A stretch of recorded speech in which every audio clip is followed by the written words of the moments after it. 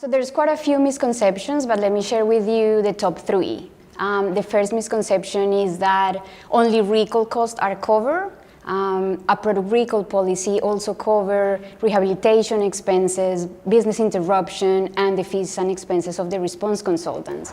In reality, recall costs are only a portion of the losses that a company may suffer as a result of a contamination and recall incident.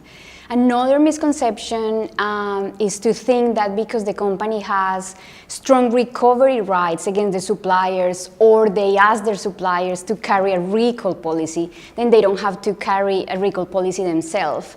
But what is important to remember is that if it's your product, the one that is contaminated, it's you who has to own and manage the crisis. So eventually, the company could recover some losses from the suppliers, but at the end of the day, it's their brand and reputation on the line.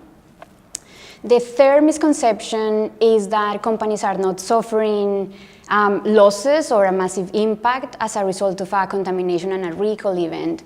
There is not a lot of information available in the public domain, so people see recall notices and all the publicity around it, and then they see the product being back on shelves and the company trading as normal. So they falsely assume that that company hasn't suffered really massive losses, when in reality it's quite the contrary.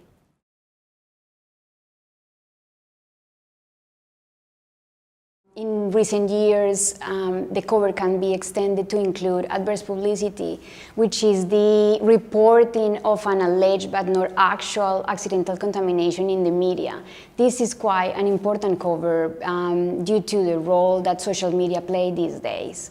Coverage can also be extended to cover intentionally impaired ingredients, which is the contamination of an insured product as a result of an ingredient or ingredient or component supplied by a third party, where the ingredient or component has been intentionally adulterated, but not maliciously adulterated. And once again, this is very important these days due to the food fraud that we've seen out there. In addition to it, we've been working with insurers to include coverage for product rejection, which is usually excluded from product recall.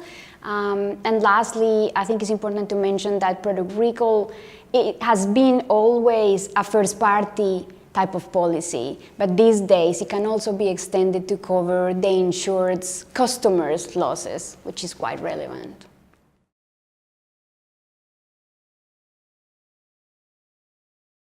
Product recall has always been a niche product offered just by a few markets. So the premium pool managed by the recall insurers is relatively small, but at the same time, we're talking about catastrophic type of events. So when they get affected by claims, of course, they suffer a massive impact. Broadening their portfolio into consumer durables will also means that the premiums are more competitive, and then it's easier for clients to actually buy the product or afford it.